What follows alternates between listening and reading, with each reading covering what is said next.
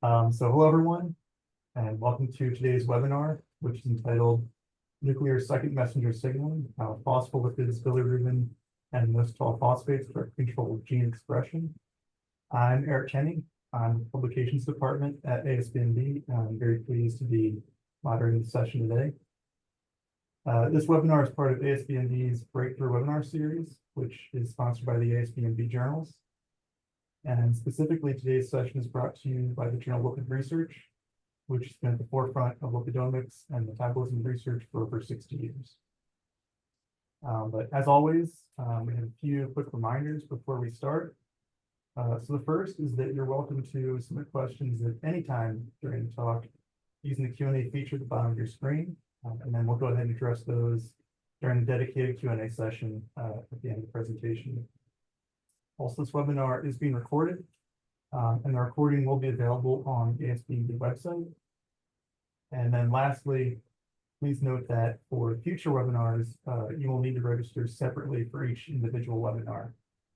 So we're no longer offering the single all-in-one registration for the entire series. But of course, be on the lookout for emails from ASBMB with registration details for those future webinars. And it's now my pleasure to introduce today's speaker, Dr. Raymond Blind.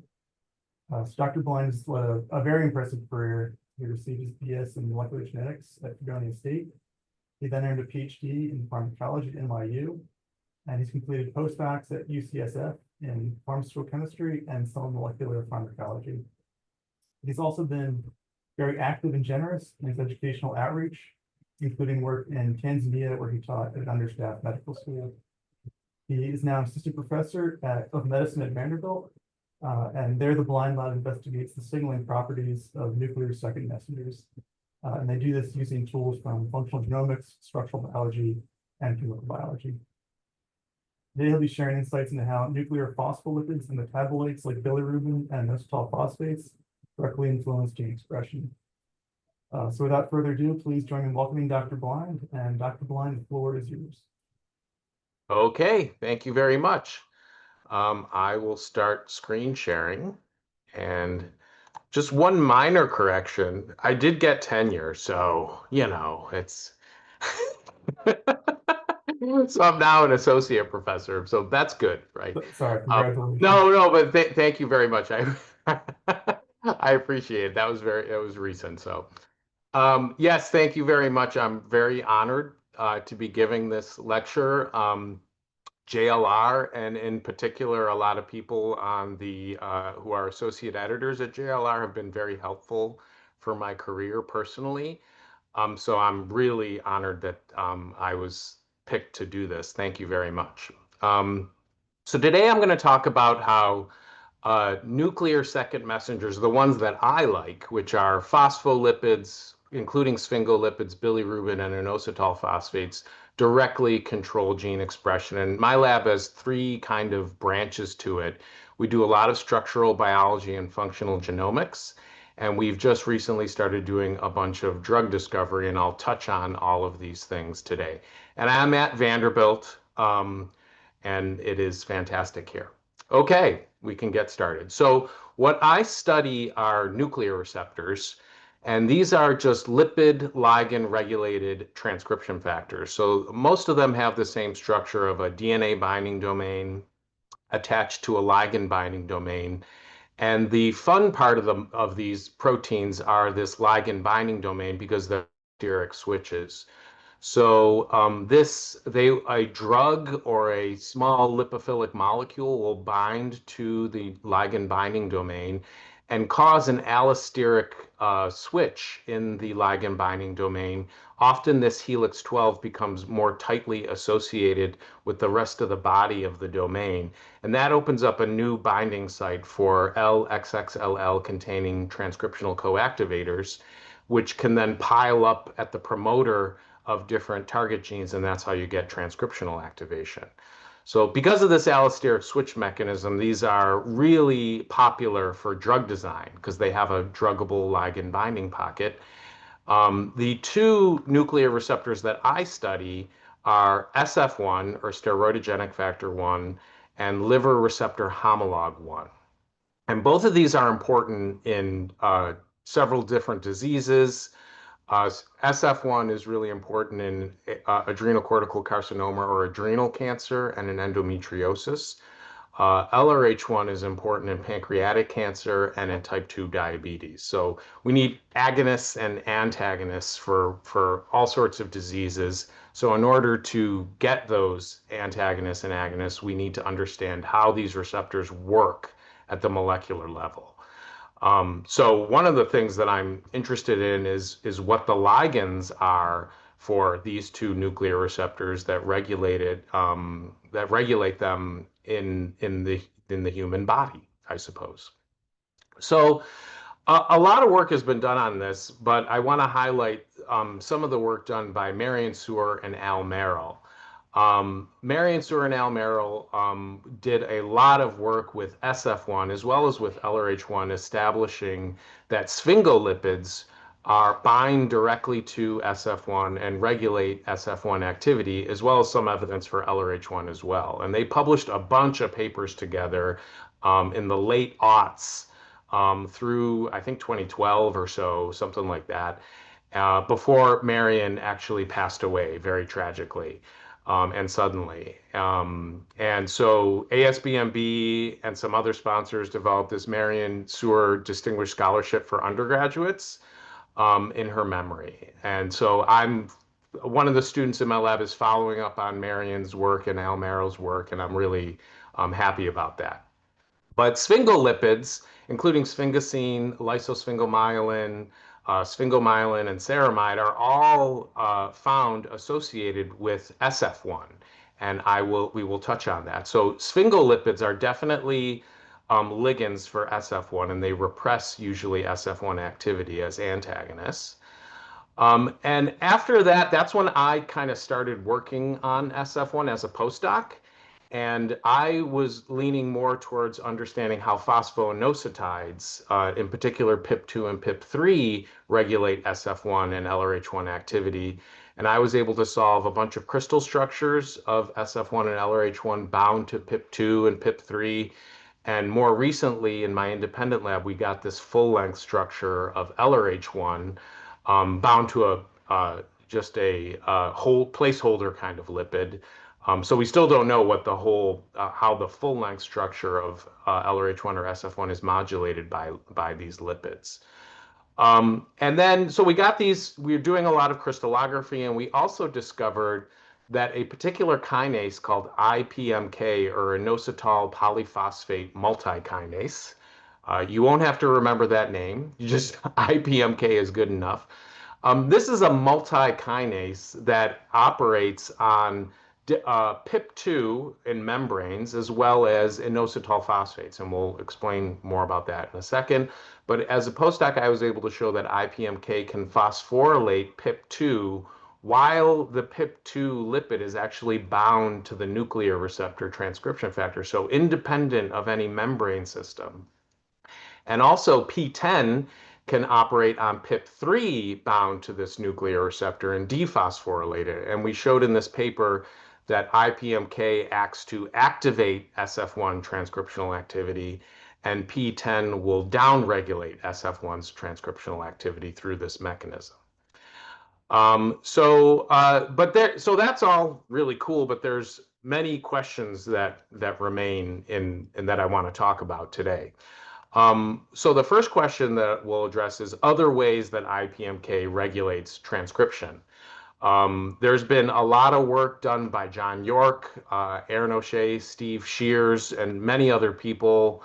Ashok Venkataraman have done a bunch of work on how other mechanisms that are independent of this kind of non-canonical nuclear receptor mediated mechanism where IPMK regulates transcription more generally. So in starting my independent lab, I really wanted to address that. How does IPMK regulate transcription independent of these nuclear receptors? So then I'll also touch on other lipids that regulate these nuclear receptors. We've done a couple drug screens in the lab, and we're really surprised at the hits that we got that were lipids that regulate these nuclear receptors. I'll talk about that. And then I want to go back to that original sphingolipids, how those regulate the structure and function of these nuclear receptors. So starting off, other ways that IPMK regulates transcription. Um, so IPMK, this kinase up here, like I said, it's called a multi-kinase because it has lots of different activities. And many people, all listed down here, did a lot of early work figuring out what IPMK did and how it was discovering the kinase activity, because originally it was just known as a transcriptional co-regulator. And then later on, it was discovered to be a kinase. And that kinase serves to phosphorylate different inositol phosphates. So without going through all of inositol phosphate metabolism, which I'm sure everyone is eager to hear about, suffice it to say that if you lose IPMK in human cells, you lose all IP5, this molecule, and IP6, this molecule. And there have been a bunch of studies done on understanding how IPMK regulates transcription, but what's definitely clear is if you lose this kinase, you massively regulate the transcriptome and gene expression changes all over the place. But it hasn't been 100% clear how all of that operates. So without going through the complete history of what all these people did, I'll leave it, suffice it to say that one question we want to answer is how do these inositol phosphates regulate transcription? Well, one way that's clearly important is in the regulation of a class of enzymes called histone deacetylases. So John Schwabe and Peter Watson, postdoc in his lab, discovered that HDAC3 is actually bound by certain inositol phosphate species, and that activates the HDAC3 enzyme. And histone deacetylases, if you don't know, these function to remove acetyl groups from chromatin or histones that inhibit transcription. So in this series of papers, they showed, and also Andrew Capaldi as well, showed that HDACs are activated by these inositol phosphates. So one thing we wanted to ask is if we lose IPMK, most of these studies were done using recombinant HDACs in vitro. So adding back in HDACs and watching the enzyme activity. So what we wanted to do was remove these inositol phosphates from cells and ask, okay, is the HDAC activity downregulated? So we did that. We made IPMK knockout cells and compared them to wild type cells, and then immunoprecipitated the different HDACs that are activated by inositol phosphates, and then we took those immunoprecipitates and did just an HDAC in vitro assay. And to our surprise, actually, we found that in these U251 glioblastoma cells, HDAC, when we immunoprecipitated HDAC1 from either wild type or knockout cells, we had no change in HDAC1 activity, HDAC2, or HDAC8 activity. The only place where we saw a change in activity was in HDAC3, actually. So that was kind of surprising. It could be that there's other compensatory mechanisms in the cells that are compensating for that. But then we focused on HDAC3 and showed that protein levels are the same in these immunoprecipitates, looking at HDAC3 levels. When we used complemented cell lines, so when we complemented back wild type IPMK, restoring all of inositol phosphates in the cell, we regained the HDAC activity. But when we complemented with kinase dead IPMK, we had no effect on the HDAC3 activity. And then we added back inositol phosphates back into the reaction, and that completely rescued the loss of the function of HDAC3. And when we used a control, just unphosphorylated inositol, that had no effect on the HDAC enzyme activity. So this is really cool, and we submitted it, and we got a bunch of actually pretty positive reviews. But one of the reviews said, what about non-cancer cells? This is in glioblastoma cells.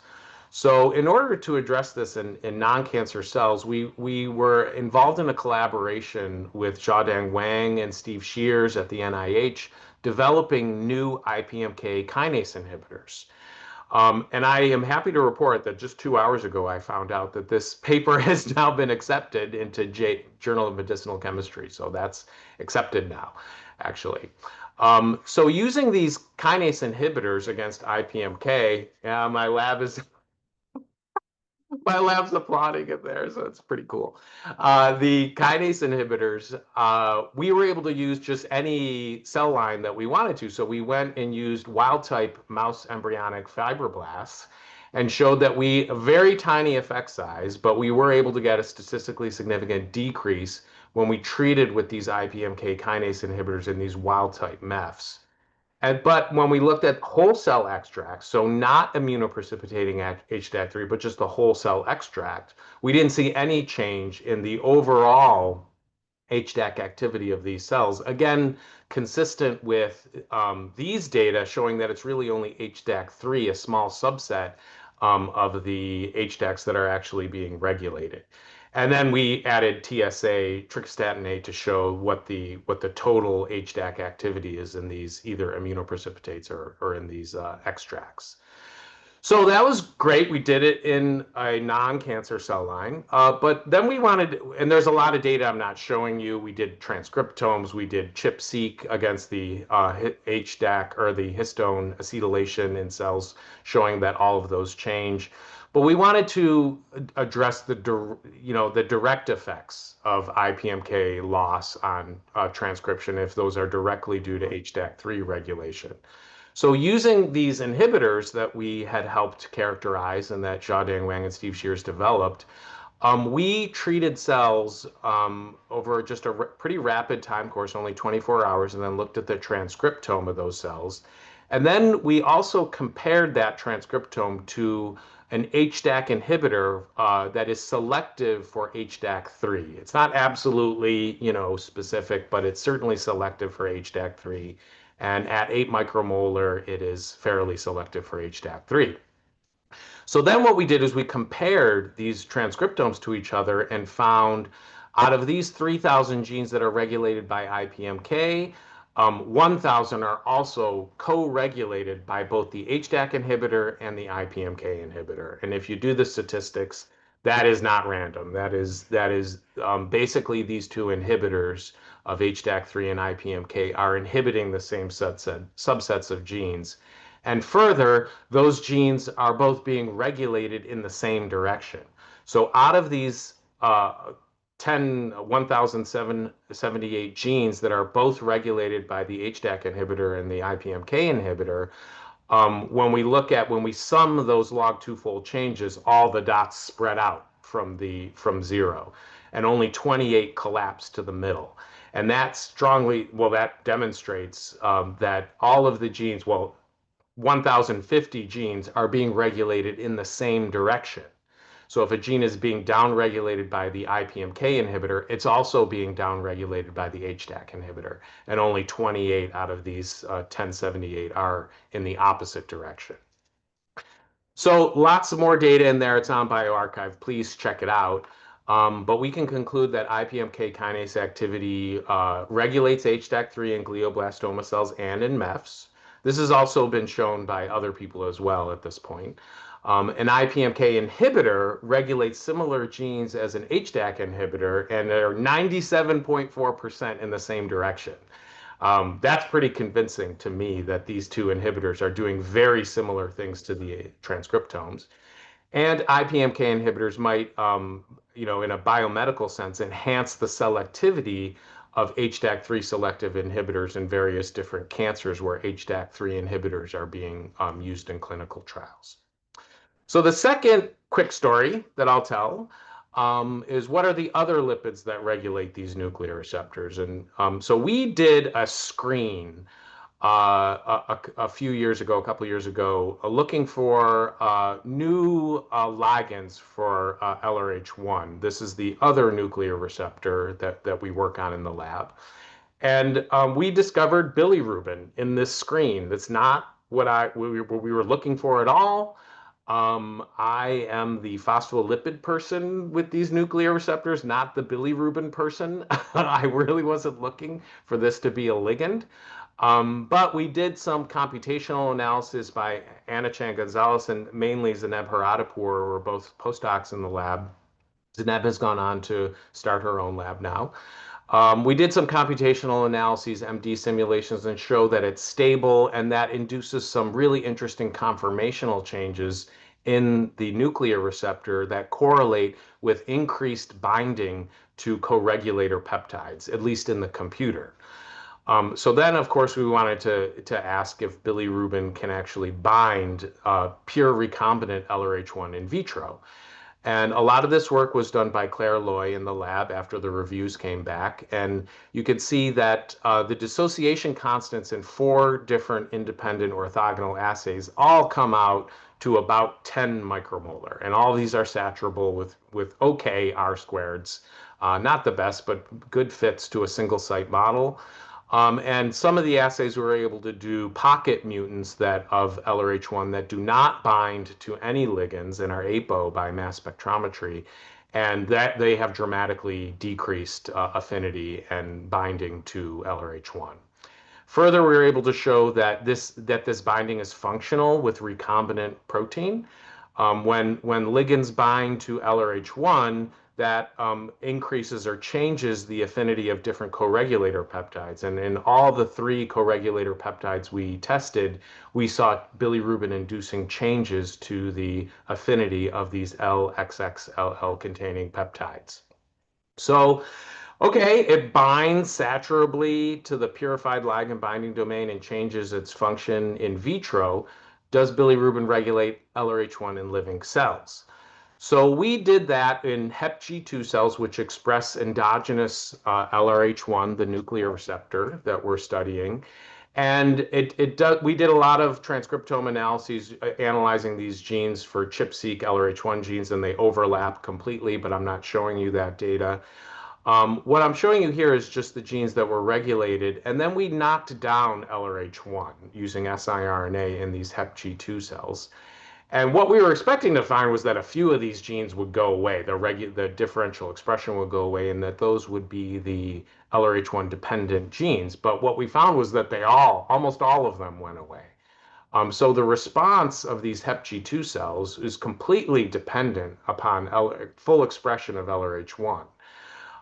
But that, of course, does not mean that bilirubin is binding to LRH1. It just means that there's LRH1 dependency to the effect. So we took a different approach and used this competitive compound that binds to the same site in the nuclear receptor as we predicted bilirubin would bind to. And we did the exact same experiment using high levels of this competitor called RJW100. And we found the exact same effect. Where if we outcompete bilirubin with this RJW100 compound, it completely attenuates the response. So at this point, we were like, okay, this is great. And then we sent it out for review at Cell Chemical Biology. It got really great reviews. But one of the reviewers said, we need to do this in other cell lines, and you need to show that this response is not due to PPAR alpha. And PPAR alpha is another nuclear receptor that I haven't talked about, but there's quite a bit of published literature suggesting that bilirubin is a ligand for PPAR alpha. So we did the experiment, and the way we did this was we made 2 stable cell lines in 293 cells, 1 stable cell line expressing LRH1 and 1 expressing PPAR alpha. And then we took this chemical approach again, where we used a chemical competitor for LRH1, this RJW compound, or for PPAR alpha, fenofibrate. And we did the same experiment in a different cell line. And in this cell line, now also they complained about us using too much compound, so we reduced the compounds, established the EC50s for all of these. And it's a lot of compound, but these are in the EC50 range for these compounds. And we got the exact same response in another cell line expressing LRH1. Now, when we did the exact same experiment with PPAR alpha using fenofibrate, we got the opposite result, where rather than competing with bilirubin being silenced or attenuated by the competitor compound, fenofibrate actually enhanced or synergized with the compound, suggesting that they're binding 2 independent receptors. Fenofibrate is doing its own thing, and bilirubin is doing its own thing.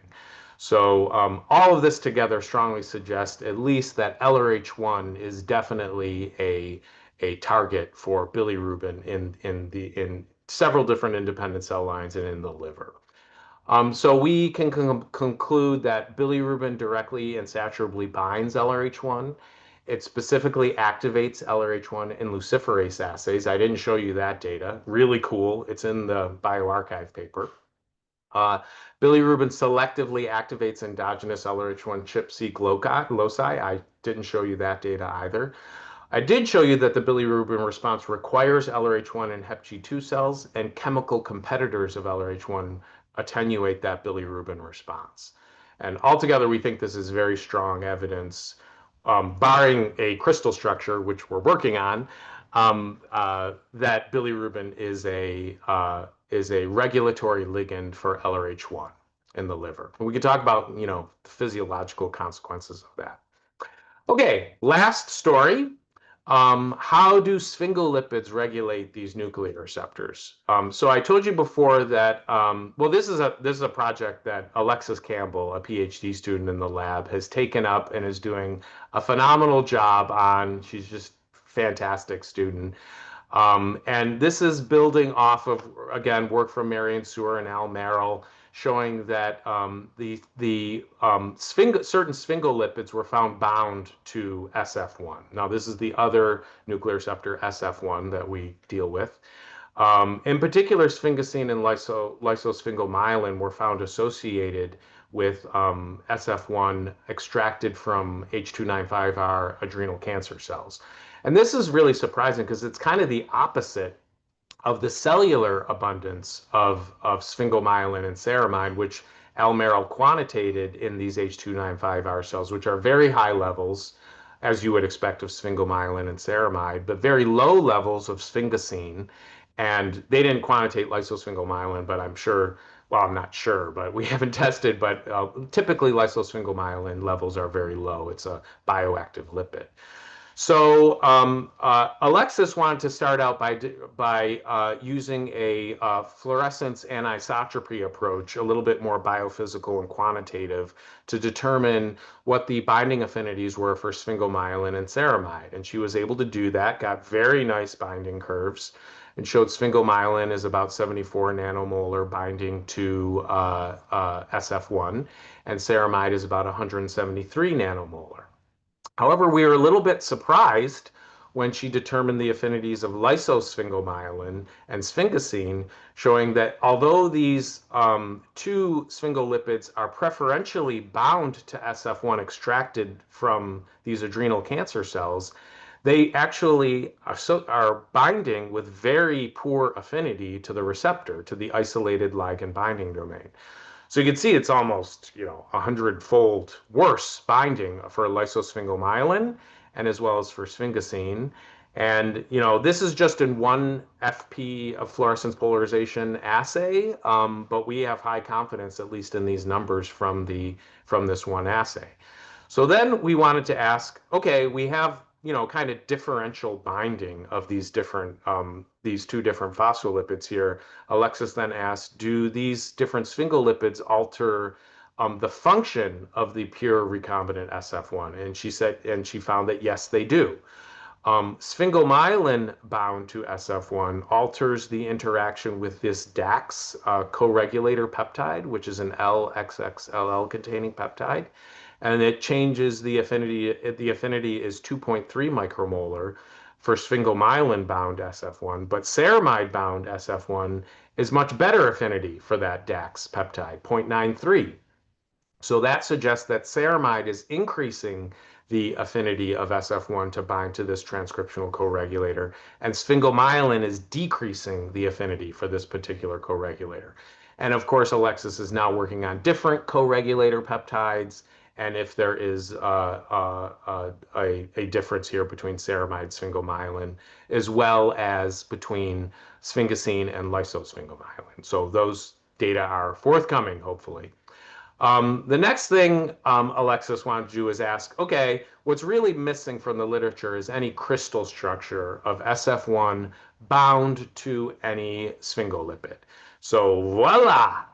Alexis was able to grow crystals of SF1 bound to sphingomyelin. Here's the acyl chains, is kind of the typical acyl chains that are commercially available.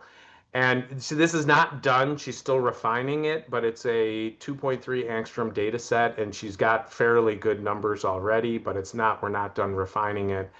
And then in just quickly comparing to the SF1 PIP3 crystal structure that I published as a postdoc, it looks very similar. It's about half an angstrom RMSD between the structures. And the lipid itself, between sphingomyelin and the PIP3 inositol phosphate lipid, are in very similar positions to each other.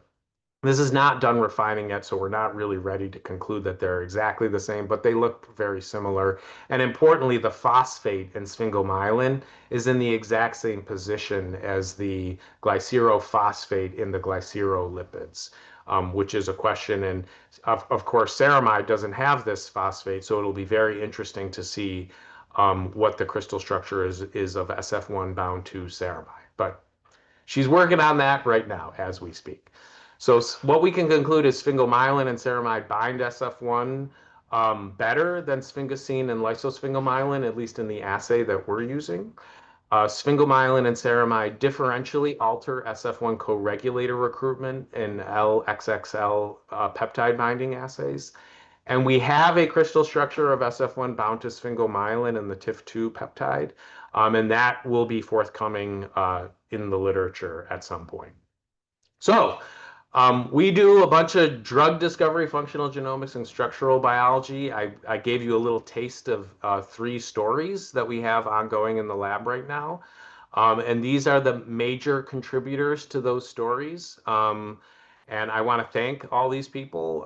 Alicia Seaton-Terry's a postdoc in the lab. Kimura Hudson's an RA. Handal and Claire are both undergraduates at Vanderbilt. Claire's a biochemistry major, Handal's an engineering major. Pratima's a phenomenal postdoc who will be out on the job market probably in a year or two. And Alexis is the PhD student doing this sphingomyelin work. And I want to thank everyone else in the lab, of course, particularly Xiaodang Wang, Steve Shears, and Hua-Chen Wang for helping develop the IPMK kinase inhibitors. Lucia Rama, who's done a lot of work with me with mTOR, and she started her own independent lab now. And Brooke Emmerling and I are longtime collaborators on another story I didn't mention, but also all of the funding sources. And of course, I will be happy to take any questions that you have now. Thank you. All right, well, thank you very much for that very informative talk. I do want to jump right into questions if we have some rolling in already. So the first question, this is a 2-parter. Part 1 is, does the membrane unsaturation index directly modulate IPMK inhibitor sensitivity? And part 2 is it known whether a lipidomic profile of certain tumors can predict response to IPMK inhibitors? I can read this back again if it would help. Okay, does the membrane unsaturation index, like the degree of unsaturation, the membrane fluidity, influence IPMK's ability to do its kinase activity on PIP2 in a membrane? I'm assuming that's what the question is, and the answer is I have no idea. That's a great experiment, though. I've never did that experiment. In my hands, IPMK is not a very robust PI3 kinase. It is very robust when PIP2 is bound to SF1, and that's a drop in the KM because there's a protein-protein interaction probably between IPMK and the nuclear receptor SF1. But that's a great experiment. And the second one I didn't catch. The second part of that was, is it known whether lipidomic profiling of certain tumors can predict response to IPMK inhibitors? Ooh, no, it certainly isn't. The IPMK inhibitors are brand new. That's a great idea. We should check that out. And particularly, obviously, the PI3 kinase activity is an obvious one, but also any of the other lipids that might be involved that could be biomarkers essentially for sensitivity to IPMK. Great idea. I don't know who you are, but that was cool. Thanks for that answer. The next question we have up is, how do you read out the activity of HDAC3? Oh, we use the commercially available Sigma kit. It's essentially it's not a peptide. It's a chemical compound that gets cleaved by all the HDACs, as well as the certs, I believe, will act on it, and then it creates a a fluorescent, not fluorescent, but a chemiluminescent substrate that can be acted on later. So it's a commercially available kit. All right, great. Another It's question. okay. It's not a bad assay. I mean, the pros use it, so it's not terrible. Sorry. Another question, does SF1 interact with other ceramide intermediates, such as hexosylceramides? Yeah, that's I would guess yes, but we haven't tested that. Um those have been tested by Marion Sewer and Al Merrill, and they did interact to a certain degree with them, but you know, having those, there's no reason bound to SF1 or LRH1 why enormous head groups cannot be accommodated by the receptor. So that's a great experiment, but we haven't tried it ourselves. All right. Next question we have is, how do sphingomyelin and PTD INS4 5P2, I'm sure there's an easier way to say that, people in the field, get extracted out of membranes to be made available to associate with the nuclear receptors? Yeah. Um, well,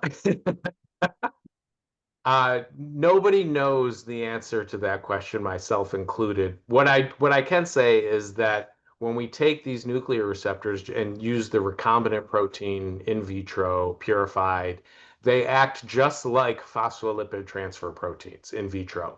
You give them two vesicles.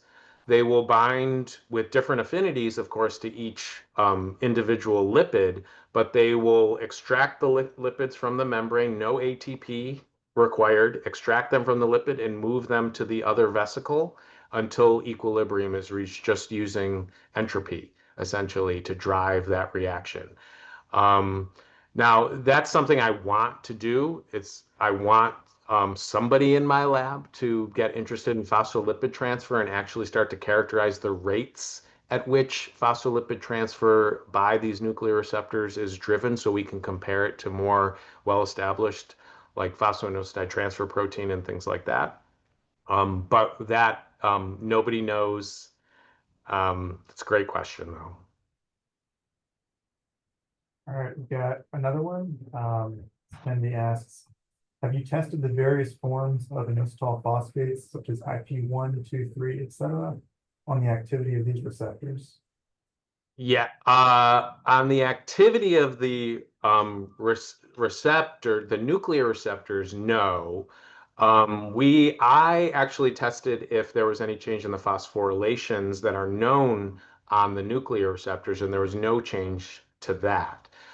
If you were talking about the inositol phosphates on the HDACs, we thinking of those as the receptor. The HDACs, no, we've only tried that one inositol phosphate with the control inositol. We haven't tried the whole range of all the inositol phosphates.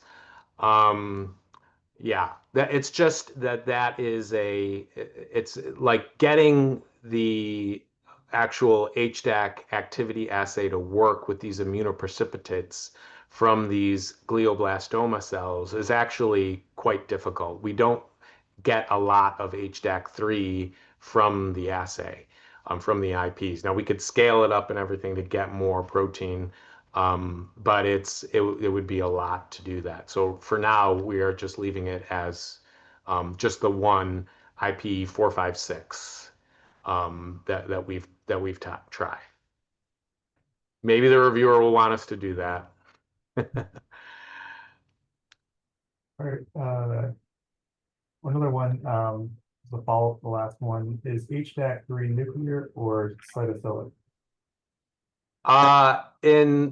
We haven't looked in the cell line that we have looked in. It's certainly in both regions.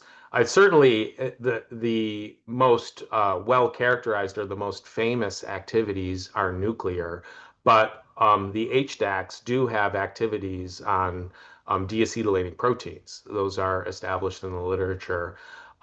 So there could be, functions that are that IPMK is regulating in protein deacetylation, but we have not characterized those or identified any of those by mass spectrometry. And I didn't show you the data, but we did characterize the histone acetylation by both mass spectrometry, which when we knock out IPMK, the histone acetylation increases, which is completely consistent with the inositol phosphates activating the HDACs. And also we did ChIP-seq, showing that the inositol or the histone 3 acetylation is increasing at specific loci in the chromatin. So we know that HDAC3 in the nucleus is being affected because of the output assays we've used. We don't know if its activity is affected in the cytoplasm. I think we have time for one more. This question is, how do the difference in binding affinities of sphingomyelin versus ceramide for SF1 correlate with effects on DAX1 interaction? Oh yeah. Well, that's cool. Let me show you, because that is something I'm glad somebody noticed that. This is really interesting. I wonder if that's Yusuf Hanan. I don't know, but so ceramide is binding with a little bit lower affinity than sphingomyelin. So just on first principles, since we're using the same peptide here, we would guess that maybe the tighter binder is tightening up the structure of SF1 and therefore creating a tighter interaction with this co-regulator peptide. But that's not what we observed. The lower affinity binder ceramide has actually better, the SF1 ceramide complex has better affinity for this DAX1 co-regulator peptide than the sphingomyelin complex with SF1. So it's kind of the opposite of what we might have expected. What that means, that's a structural dynamics question that we will have to do those kinds of structural studies to look at.